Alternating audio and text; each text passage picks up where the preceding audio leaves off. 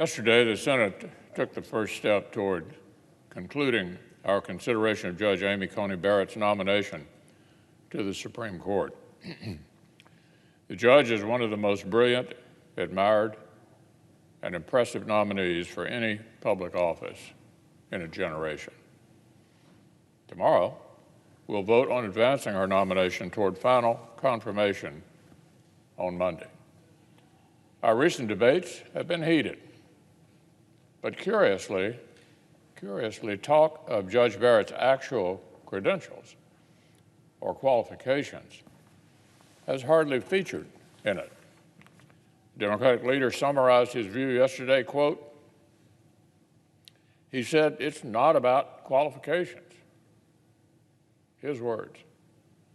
Instead, our Democratic colleagues have tried to claim the Senate's process itself is not legitimate.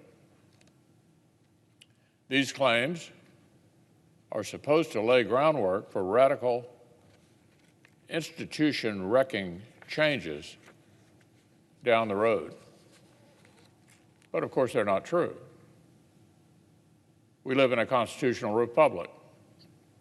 The legitimacy of an outcome does not depend on the feelings it provokes in politicians. Let me say that again. The legitimacy of an outcome does not depend on the feelings it provokes in politicians. Legitimacy comes from precedents, rules, and ultimately the Constitution. So let's restate a few facts for posterity.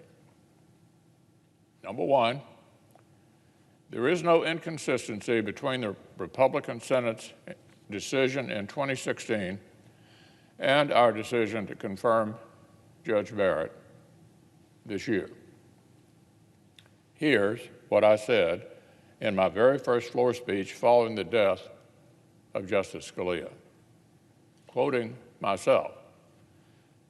The Senate has not filled a vacancy arising in an election year when there was divided government since 1888, almost 130 years ago. Not setting some new precedent, just stating a fact. 15 times in American history, during a presidential election year, new Supreme Court vacancies have arisen and presidents have made nominations. 7 of the 15 times, voters had elected an opposite party Senate to check and balance the sitting president. Not surprisingly, in those situations, only 2 of the 7 were confirmed, and none since 1888. The other 8 times, the same party controlled the Senate and the White House. 7 of those 8 were confirmed, all but 1. The one exception unraveled in a scandal.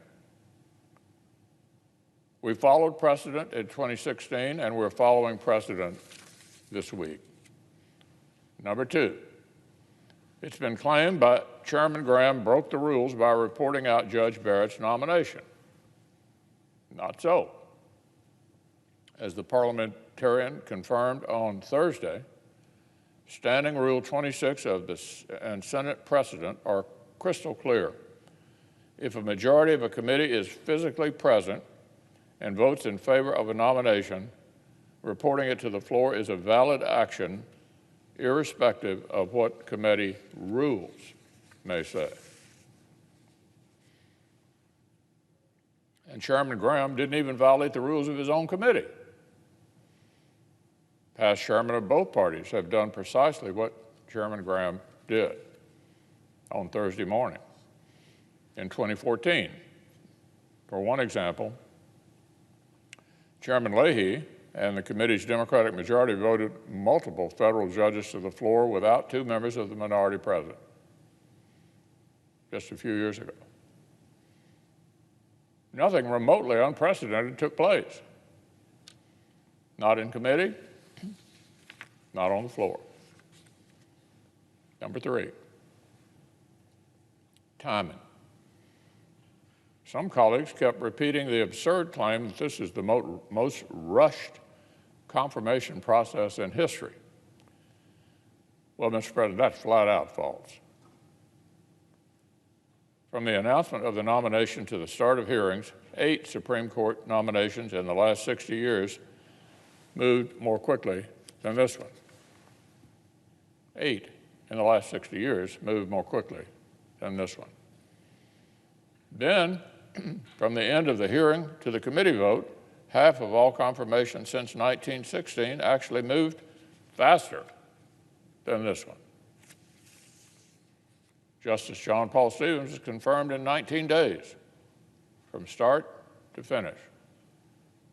Justice Sandra Day O'Connor in about 4 weeks. In the past, justices have been confirmed in 1 week, some in 1 day. There's no argument that Judge Barrett's nomination has moved at some breakneck pace.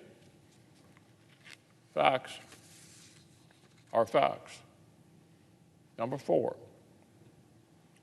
contrary to what's been claimed, the Senate has absolutely confirmed Supreme Court nominees later in presidential election years than this one. Multiple justices were confirmed after elections had already happened. We've had multiple Supreme Court justices confirmed in December of election years. Senates have even confirmed nominees for lame duck presidents who just lost. So another non-issue. So look, all of these false claims embarrass those who repeat them, but the most important point is this. In this country, legitimacy does not flow from the whims of politicians. Legitimacy does not depend on which political party makes a decision. Legitimacy comes from traditions, rules, and the Constitution. Our Democratic colleagues have spent months obsessively demanding that our president repeatedly acknowledge that the election will be legitimate even if he loses. But here in the Senate, here, with this confirmation process, Democrats are flunking their own test. So let me say that again. Democrats want President Trump to keep repeating that the election will be legitimate regardless of whether he wins.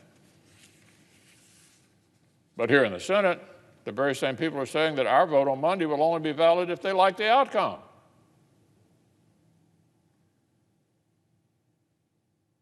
Our republic cannot abide any political faction making illegitimate a sloppy synonym for "we're not happy." Well, of course they're not happy. That doesn't make anything about this illegitimate. That kind of recklessness, Mr. President, leads down a road none of us should want to travel. So that's why I keep correcting the record. Even though it might seem silly, after all, if Republicans have the votes, why not just ignore my colleagues' misstatements and move on?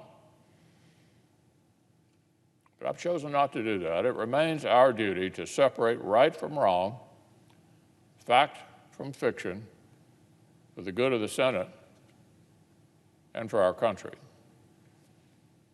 Judge Barrett's confirmation process has followed every rule.